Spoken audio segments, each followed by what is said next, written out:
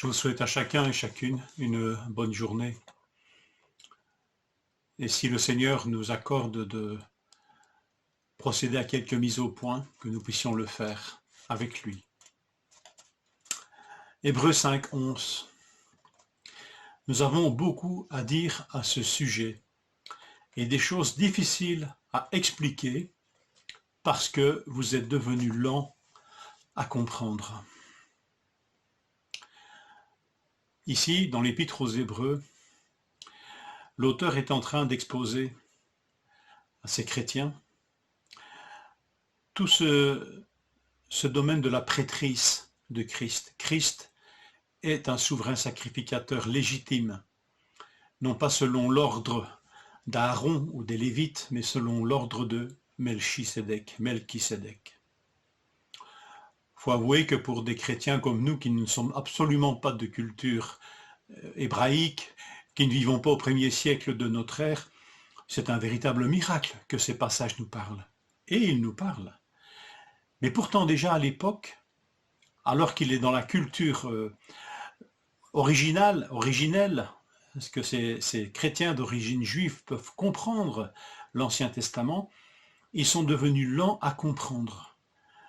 Lents à comprendre que Christ est vraiment le prêtre, le souverain prêtre voulu de Dieu et seul capable d'accomplir tout ce qui est nécessaire pour que nous soyons réconciliés et que nous ayons un accès au Père.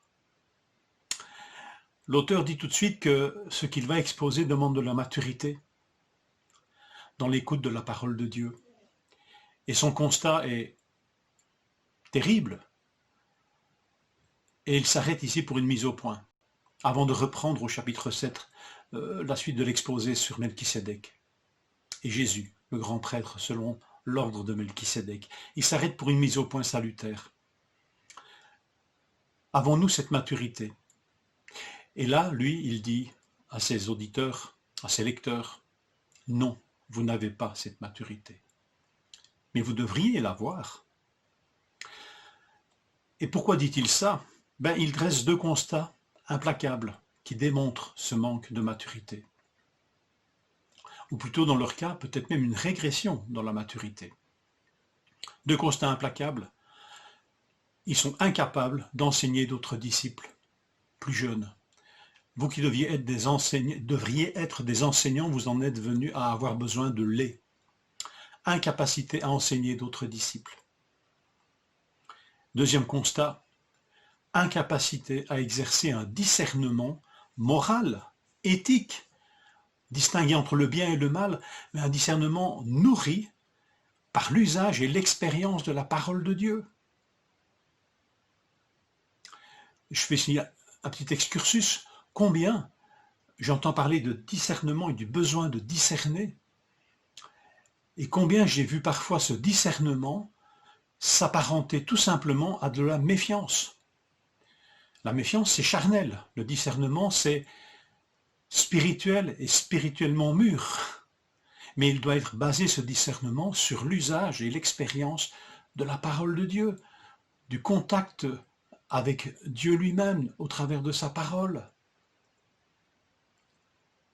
Et là, constat implacable, ce discernement fait défaut. Chez des personnes chez qui on serait en droit de l'attendre. Alors voilà, ils ne sont pas en maturité, ils ne sont pas dans cet état de maturité. Et le chapitre 6 est particulièrement sévère, mais d'une sévérité bienveillante.